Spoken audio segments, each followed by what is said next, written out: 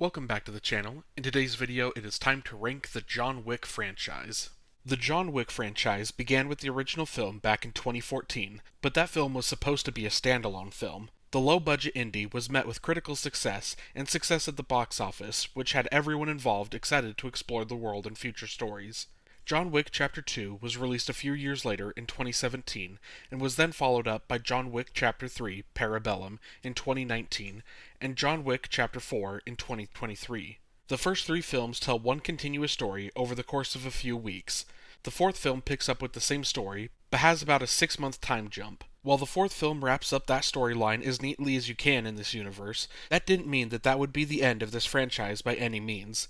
The Continental, from the World of John Wick, was a 3-part miniseries released on Peacock just a few months after Chapter 4 was released. Earlier this month, Ballerina was released in theaters as the first of several spin-offs that are planned.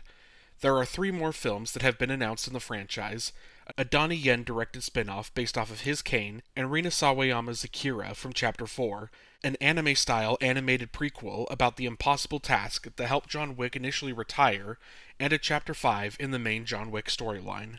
Now, before we get into the rankings, I like to start these videos off by kind of just giving you kind of an idea of what my familiarity or what my love level for, like, whatever franchise I'm doing these ranking videos is. So for John Wick, I love the John Wick franchise. I will say that I was late to the party because, again, it was 2019 was the year that I really started going to the theater and going by myself to see movies that, maybe other people weren't interested in going to see with me or whatever. And so that was when I really started going to so many different movies and really kind of, again, just falling in love with that cinema experience.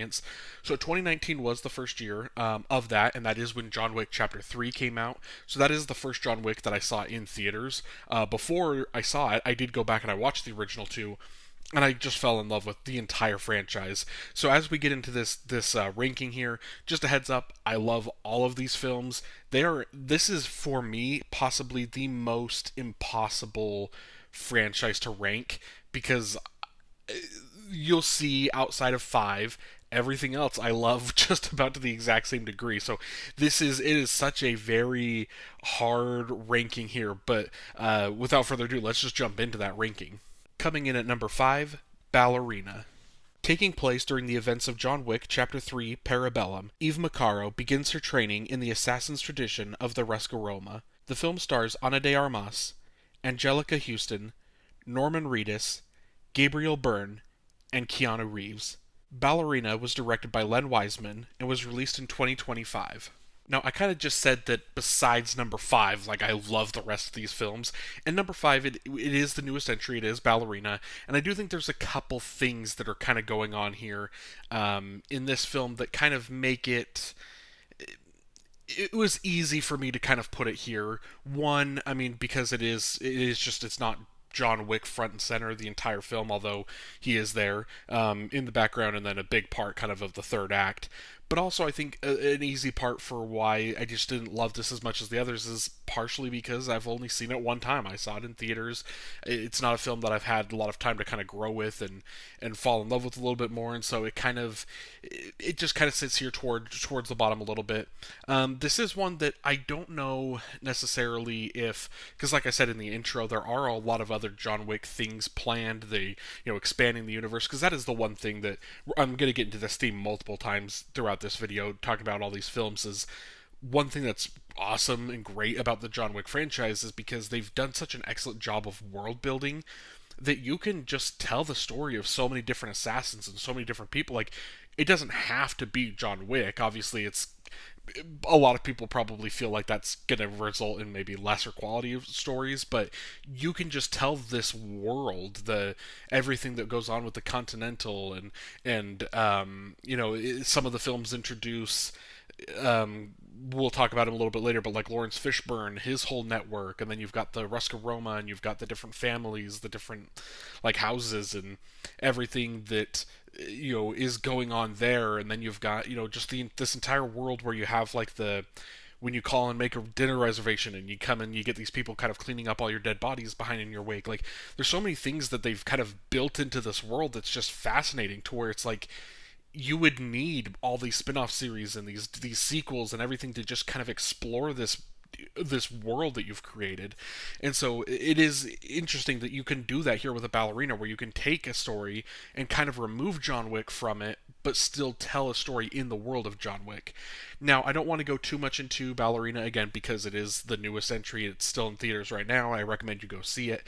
But the one thing I will say is it is kind of weird where you kind of make this spin-off where you're like, it's in the world of John Wick, but it's not about John Wick, and then there's still so much John Wick in it. Again, like that whole third act is worked up and like it's set up in a way that like John Wick becomes essentially the co-lead, kind of in that third act again with Ana de Armas, and so it's kind of like I wish they would have just committed a little bit more. If you were telling a story without John Wick, to tell it without John Wick and not tie him in, because also it is kind of, because this takes place again during chapter 3.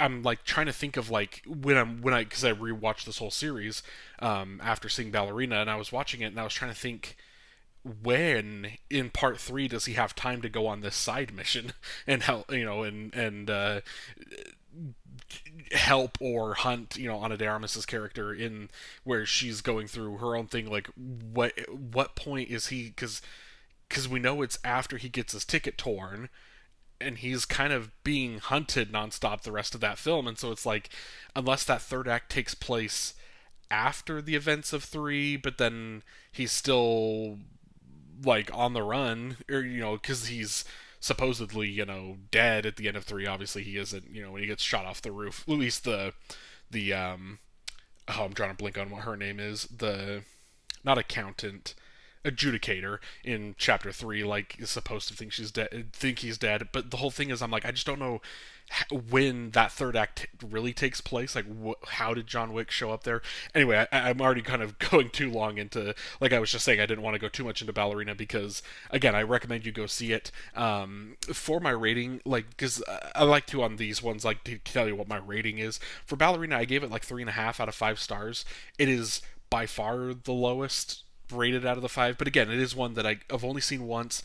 Based on how much I've seen the other films in this franchise and how much I love the rest of the films in the franchise, maybe the more I watch Ballerina, it has a shot of kind of creaking into the original 4 films. But we'll just have to see on future watches. Coming in at number 4, John Wick Chapter 2. John Wick is forced out of retirement by a former associate looking to seize control of a shadowy international assassins guild. Bound by a blood oath to aid him, Wick travels to Rome and does battle against some of the world's most dangerous killers. The film stars Keanu Reeves, Common, Ian McShane, Lance Reddick, and Lawrence Fishburne. John Wick Chapter 2 was directed by Chad Stahelski and was released in 2017. And now that we're into the original 4 films, this is where it is just impossible to rank these. This is so hard for me to rank, and it feels wrong to put John Wick Chapter 2 all the way down at 4th, because it has maybe... honestly, actually, let me think about it off the top of my head.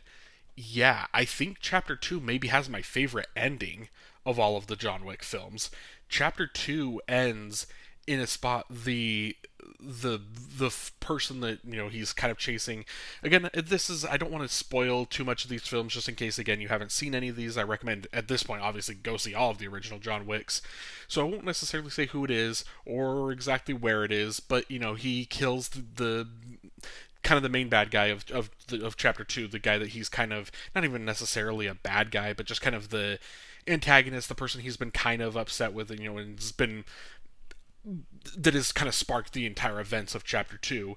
The way he kills him is such a, like, heart-stopping moment, and is such a intense finish and intense, like, cap to the story, to where that is, like, again, probably because Chapter 3, its ending's kind of a little goofy. Chapter 1, it kind of, the ending goes on a little bit long because it kind of loses focus on maybe who necessarily is like the main villain.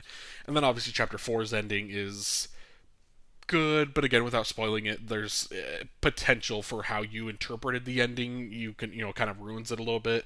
So I think pound for pound, I think just the ending of Chapter 2 is probably my favorite ending of the franchise. And so putting it here at 4 essentially is me kind of saying that I didn't think the rest of the film worked as well, but I mean it does. Again, I love all of these films. There are this is the first opportunity that we see where you get the original John Wick, you get this world, you get this universe, and you get little glimpses of how things work and how these gold coins, like what is the currency, like how does that, like what does one gold coin get you, and like all this stuff that you see in the first film. And then the second film comes in and says like, hey, let's expand this, let's really kind of take a step back, and let's really kind of just like widen this out a little bit. And so we're getting this full world building, and we're taking a closer look at the continental hotels. We're taking a closer look at, in this one it introduces the marker, what it means, like if someone has your marker, as we see that, this person here, this antagonizing force in chapter 2, has a marker of John Wick because he helped John Wick and he gave him a blood oath. And so you kind of learn these different things, and then you're learning, what he has to go do to fulfill this marker, and like what the consequences are if he doesn't fulfill it, becoming an excommunicado, and everything that kind of just takes off here in this. I think it just does an interesting job of taking, again, kind of one of the jokes, or not even really a joke, but kind of some people will talk about the John Wick franchise as it's just the franchise about a guy getting revenge over his dog that was killed. And so the first film is kind of this, like, it's just kind of this, again, it was supposed to be a standalone indie film about this revenge story. And the way that they were able to take that and then turn it into a franchise, starting here with chapter 2, is just so impressive to me. Again, so it's not like I'm necessarily putting it here at 4, feels super low, but like it's just something had to be here at 4. And so I will say that there are moments of the other films that I think work a little bit better for me. Chapter 2 also does deserve credit for being the first in the franchise. The first film is, again, it was very low budget. Starting at 2, moving forward, the visuals, everything just gets a lot cooler. This one kind of has like the mirror fight at the end. In that whole sequence, you kind of get the like billboards in the background, and like they're in some sort of, is it like an art museum? I can't remember off the top of my head, but they're in kind of this unique set that clearly they wouldn't have been in the first one. The first one is a little bit more raw and a little bit more grounded, I guess. In this one, they're upping the budget, they're upping the set design, the kind of the decoration of it, and then just the cinematography starts getting better starting here with this one. So there's so much to love about chapter 2, but again, unfortunately, just something kind of had to be here in this 4th place. And so for now, that's where I'm putting chapter 2. But again, this list could change tomorrow just based on how I'm feeling. But for now, we're putting chapter 2 here at number 4. Coming in at number 3, John Wick. Ex-hitman John Wick comes out of retirement to track down the gangsters that took everything from him. The film stars Keanu Reeves, Michael Nyqvist, Alfie Allen, Willem Dafoe, and John Leguizamo. John Wick was directed by Chad Stahelski and was released in 2014. And again, 3rd feels too low for the original John Wick. It's just that it feels like this should be higher, and on any other day, this might be number 1. Honestly, I think maybe the best way to rank these is honestly just kind of based on like what I've seen most recently, because I feel like if I were just to rewatch the first John Wick again, it would move its way up ahead of all of the rest here on this list. It's such a exciting film, because this is, again, I wasn't going to the movies in 2014. I wasn't really going, but I heard so many people talk about this film, not just in 2014, but over the years, like leading into John Wick Chapter 2 in 2017.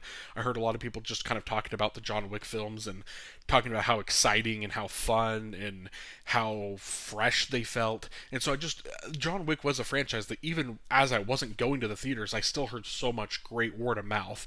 And that all just does start with the first film in this franchise. And this is a film, again, I've mentioned it a couple times now in this video, that it was supposed to just kind of be this standalone indie film about revenge. And again, I also just kind of mentioned this a little bit earlier, so I'll give a little bit of kind of the plot here, where at the beginning of the film, John Wick is a retired, he's some sort of hitman or assassin, like he's kind of in this world, but his wife is dead, and you don't really know how recent it was. You do know that it was like fairly recent, because he's still just heartbroken over it, and his wife gives him this gift, and it's a dog, and he has this dog for about a day, 2 days, something like that. And then there's some gangsters that, trying to steal his car. They break into his house, they beat him up, and they kill his dog. And so it's just this film that again is just based on this rage of all of a sudden it's kind of the concept of if you just mess with the wrong person, and that's really what it is, where you get Alfie Allen's character and all of his gangsters, where they just think they're these tough guys and they can mess with whoever they want to mess with, and they have no idea who John Wick is. They just think it's some retired dad. Like, they don't know him, they don't know what they've just done. And very early in the film, his Michael Knife's character, is Alfie's dad, is kind of explaining to him, like, you just pissed off the Baba Yaga, like the boogeyman. You have awoken just kind of like a monster, like someone that is going to stop at nothing to kill you. And he's like straight up just telling that to his son, like, congratulations, like, you are going to die. He is going to come and kill you. And so it's just this story of rage induced revenge. Like, you are 100%, like, anything he does, and as brutal as it gets and as ruthless as he is in killing all these people, you kind of instantly are like, you, without even really kind of knowing the whole world of John Wick and knowing everything and how this world operates, you're just all in on this guy getting brutal revenge for these guys for ruthlessly murdering his 2-day old puppy, essentially. Well, for him it's been 2 days.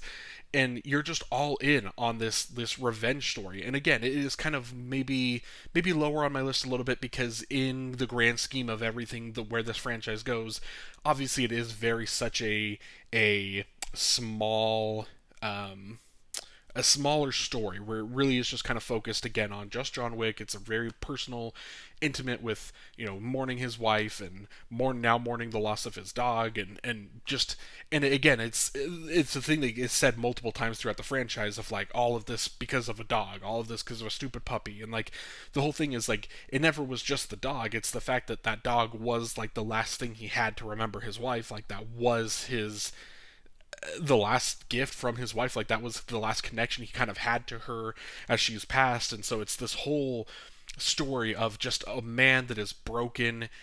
He's already at, like, the lowest he can go, and then you force him even lower, and just the way he snaps. And again, this first film is exciting because it is just this smaller scale story that then just spawned a whole franchise where everything that happens here, a phrase that you'll hear a lot in the John Wick universe is action and consequences. And there's a whole lot of actions going on here, and then the rest of this franchise is just, and here's the consequences that come from that. And then it's like, okay, so now here's a new situation, here's what John Wick's going to do, here's the actions, and here come the consequences to that. And it's just this whole thing of one man for the first 3 movies, just continuous start to finish, like mere weeks in between them. Obviously a little bit of a gap between 3 and 4, but again, it's just every single film is picking up where the last one left off, picking up more consequences to the previous actions. It's such a fun franchise, and it does start here with Chapter 1, but I am just going to put the original John Wick in third. It feels gross putting this middle of the road, but that is just where I'm going to put it for now. Again, it could change just based on how I'm feeling, but I'm going to put it here just because it is a little bit more small scale compared to where the franchise goes. Coming in at number 2, John Wick Chapter 3, Parabellum. Super assassin John Wick returns with a $14 million price tag on his head and an army of bounty hunting killers on his trail. After killing a member of the shadowy International Assassins Guild, the High Table, John Wick is excommunicado, but the world's most ruthless hitmen and women await him at every turn. The film stars Keanu Reeves, Halle Berry, Ian McShane, Lawrence Fishburne, and Lance Reddick. John Wick Chapter 3, Parabellum, was directed by Chad Stahelski and was released in 2019. Now, I haven't checked anyone's rankings recently with the release of Ballerina, but I remember kind of seeing when John Wick Chapter 4 came out a couple years ago, seeing people's rankings, and I feel like a lot of people put Chapter 3, Parabellum, they put it either in last or second to last. It feels like it's lower on a lot of people's lists, and I will fully admit that I think that this maybe is number 2. It's maybe a little higher on my list. Again, because of the connection that I have with the film, with this being the first John Wick film that I saw in theaters. Again, this came out in 2019. I remember being super excited. I texted a bunch of buddies, and we all went and saw this film together. So I have just kind of good memory of seeing it in theaters, seeing it with a whole bunch of friends, having just seen chapter 1 and 2. I think the night before. I think I watched them the night before and then went to chapter 3 the next day, and so it just kind of was like this I have great memories with this film, and just that feeling like that capping of, because I think at the time, if I'm remembering right, I don't remember off the top of my head, but I kind of feel like there was the idea that John Wick was just going to be a trilogy when they initially expanded. I think they were like, oh, it was going to be a trilogy, and then the way chapter 3 ends, all of a sudden it's like, oh, well, I guess there's going to be a fourth one, like the way it sets up what's going to happen next. And so I think it was just kind of like a lot of people went into it kind of expecting it to be the cap of the trilogy, and so I was just super excited going and seeing it in theaters. And then I was just, again, like I talked about in chapter 2, where each sequel comes out, it's a bigger budget, and so it means we're getting cooler action sequences, extended, like one take action sequences where Keanu Reeves obviously is just kicking ass and is really incredible. But then it also, again, just the cinematography, I think, is one of the highlights of the John Wick film. I mean, if you ask people kind of like the top highlights, a lot of people will talk about the cinematography, and they'll talk about like the action, the stunt work. Like that is what makes John Wick what it is. And this film especially just has beautiful cinematography. There are so many different the creative decisions that they have, especially I've noticed with 2 and here.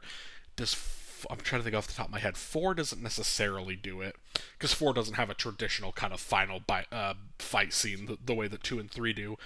But it feels like the third act final fight sequences, they decide to put these in these, whether it's like I'm drawing a blank on if it's a museum in 2 or not, but or if it's in the Continental in here, but they'll put it in these rooms where there's all this glass and there's billboards with, or like an aquarium with like different colors, like the water is changing colors, and the different things. The way that they're able to shoot all of these action sequences are just like jaw dropping. Like it's so beautiful, and it's so just awesome to look at.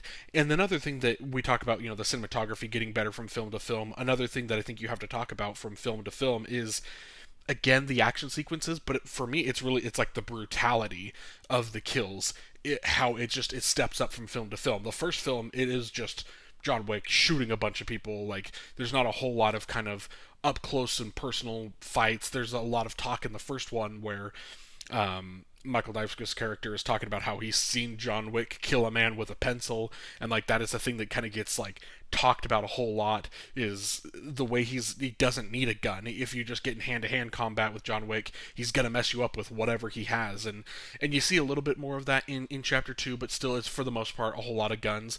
Once you get to chapter 3, especially the beginning, the first, because the film starts with him as he's excommunicado from the events of chapter 2, and so he's kind of on the run. He has like one gun with him, but quickly kind of runs out of bullets, or even earlier, before he even really kind of is able to get to the gun.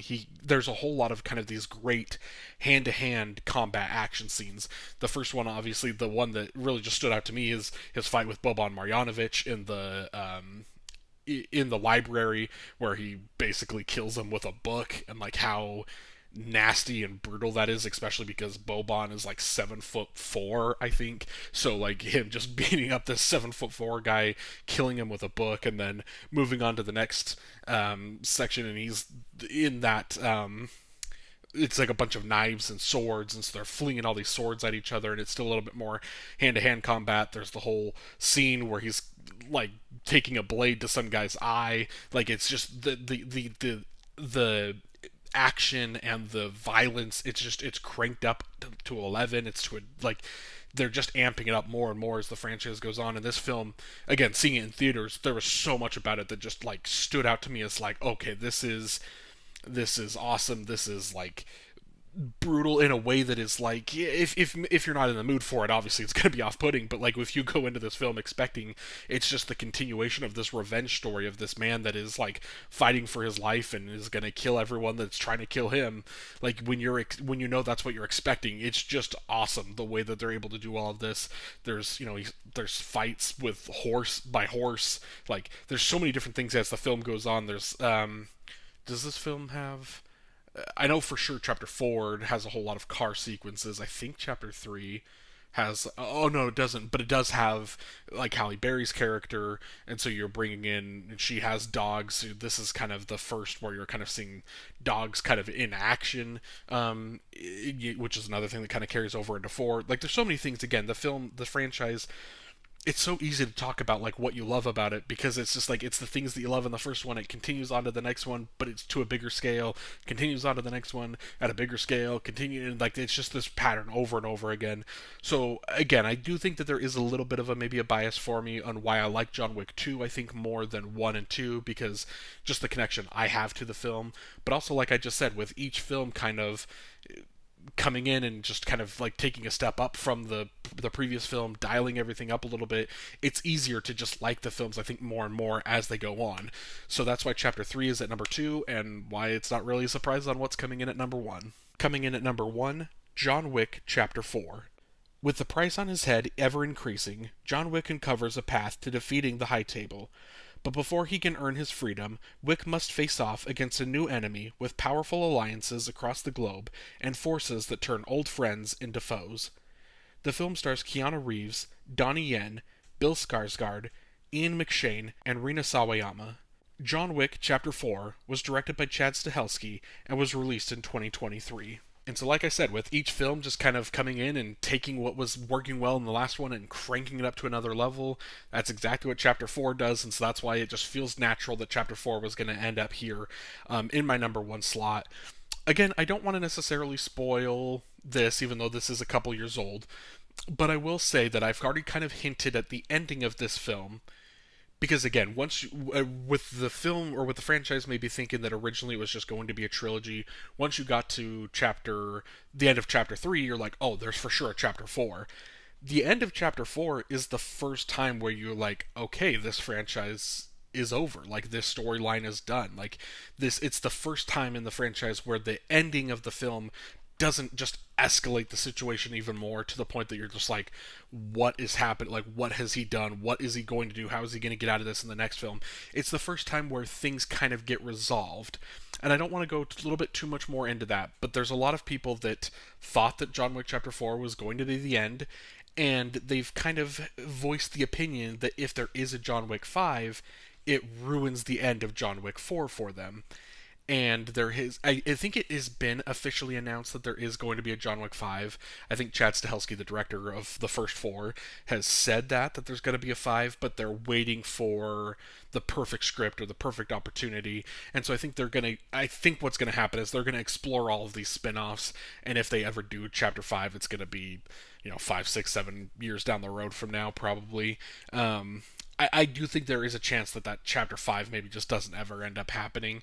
I guess unless the spin-offs all kind of flop. I know Ballerina isn't doing great at the box office, so maybe there's a world where it's like, if these spin-offs just aren't working, then they'll just go back to just making sure that you get John Wick front and center and continue on with chapter 5 of this story. But for me, if they do a chapter 5, it doesn't ruin the ending of chapter 4 to me, because, again, without really spoiling it, I don't necessarily believe what they're trying to make you to believe happened at the end of 4. I didn't believe that in the theater at the time, and so it's like the ending, it doesn't lose any of like its sentimental value, or it doesn't lose like what I feel like it was setting up, because again, I just didn't fully believe it.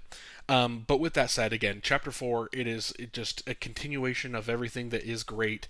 The cinematography in this one is interesting in the sense, because I talked about how the end of 2 and the end of 3, they put these set designs and these action pieces where like the backdrops are beautiful, and like, but they're indoors, and the way that the light is reflecting off of glass and like all of this stuff, they don't necessarily carry that necessarily into 4, because what they do, I guess they do have the Continental Osaka sequence, there is some of that kind of going on there.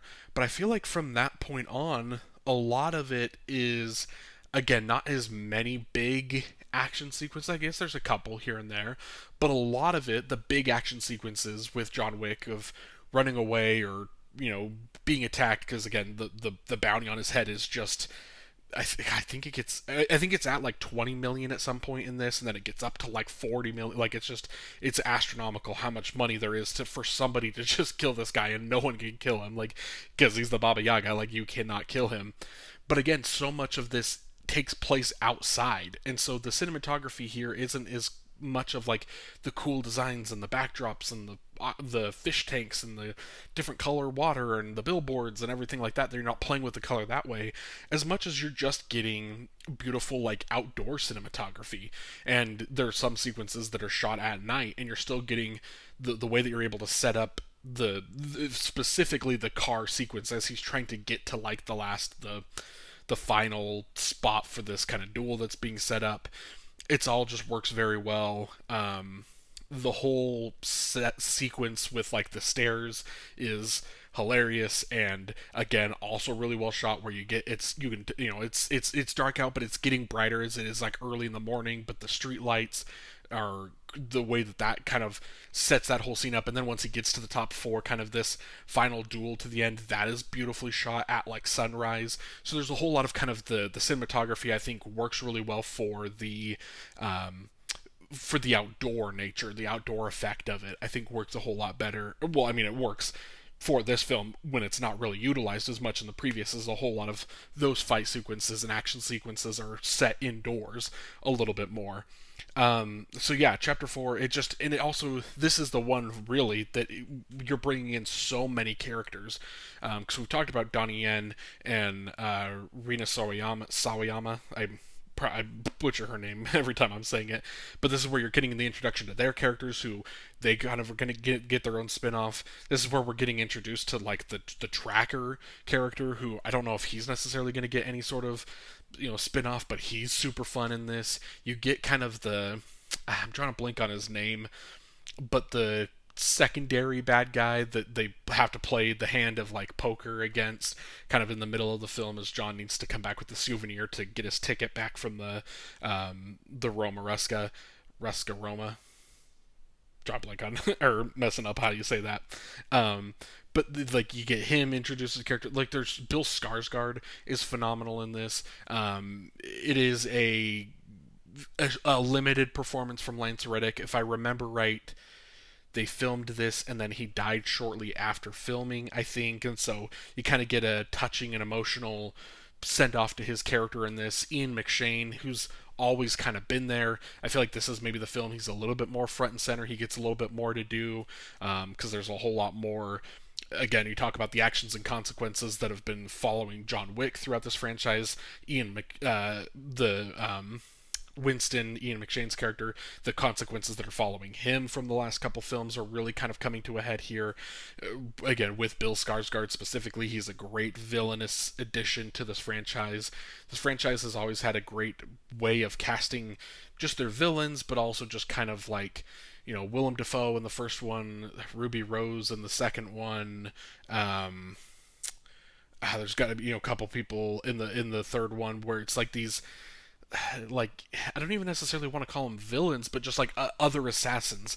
Like Willem Dafoe's character in the original, like, has the opportunity to be a villain, but you can tell the entire time that he's a good person. But he's one of the few assassins that is a good person. Like every other assassin, you see people that are friends with John Wick willing, as soon as there's $20 million on his head, are willing to go out and kill him. And so you just get these kind of this unique relationships with all of these different revolving cast of characters from all of these films. So this is a franchise that just from start to finish, everything about it is just exciting, it's exhilarating, and it just leads to an epic conclusion here in chapter 4. One that when I saw it in theaters, I instantly kind of fell in love, and I knew that that was probably going to be my favorite of the franchise, and I knew it was going to take something like insanely special in any sort of future films to really top that off, because it is, like I said, this is a franchise where chapter 1, chapter 2, chapter 3, and into chapter 4, it tells one continuous story about one decision that was made in the beginning of the first film and how that snowballs, and how everything, the consequences to all of these actions throughout, how this has completely changed John Wick's life. He was given the opportunity in the first one to, or before the first one, to do this impossible task to get out of this world of assassins, because once you're in, you're in, like there's no escape, and he found a way to escape and then accidentally gets slipped back up into the caught up into this world, and how that all just kind of spirals out of control. It's just such an interesting narrative and an interesting story structure, the way it's all told. So again, it's a franchise that I love, and with 4 kind of being the cap on it, I think that is part of the reason why I love chapter 4 the most. And that's it. Thank you so much for watching this video. Let me know down below in the comments if you've seen The Continental, the miniseries on Peacock. That is the one kind of bit of this franchise that I haven't seen, so if I haven't, and I also just haven't really heard a whole ton about it, so if it is good, I'm willing to go and watch it. So yeah, just let me know that down below in the comments if you've seen it, if you think I should see it, if you would recommend it. And then also just in the comments below, let me know what other franchises you would like to see me do these rankings on. I did one last year, and now I've done a couple this year already. I think there's a couple more that I kind of want to do. It's fun going back and watching every single film and doing these big franchise ranking videos, and it's even more fun in series like John Wick, where I love the entire franchise. I guess it's fun to rewatch them. It's not fun to rank them, because like I said, this is any of these films could have been anywhere on this list. This is just what I'm feeling today. So yeah, let me know that down below in the comments. And if you'd like to like this video and then subscribe to the channel so you don't miss any of these franchise ranked videos or any other videos that I have on this channel, I would greatly appreciate it. And have a great day.